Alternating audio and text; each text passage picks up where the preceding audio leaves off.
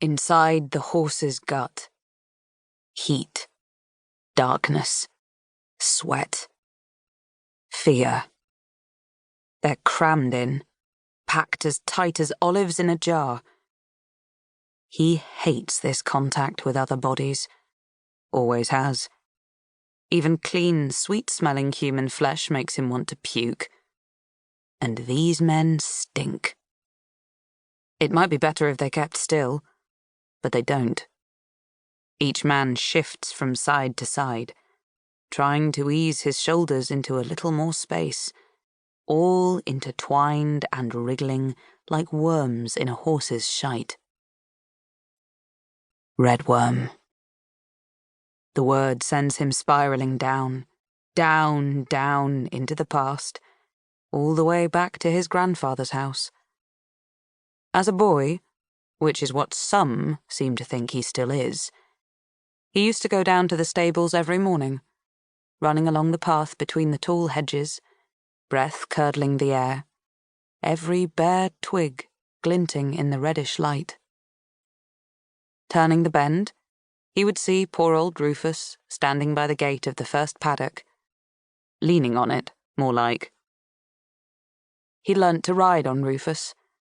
Nearly everybody did, because Rufus was a quite exceptionally steady horse. The joke was, if you started to fall off, he'd stretch out a hoof and shove you back on. All his memories of learning to ride were happy.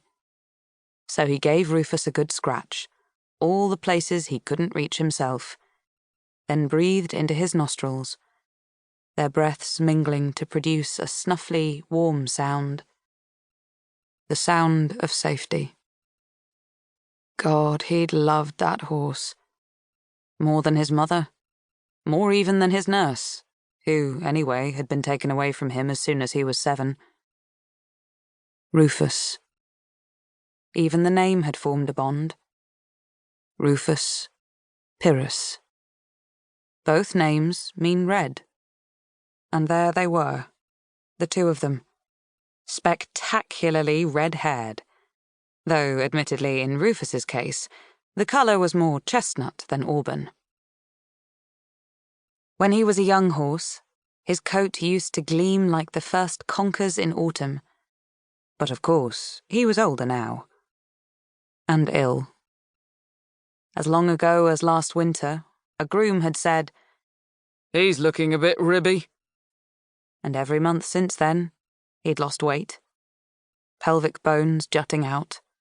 Sharp points to his shoulders. He was starting to look skeletal.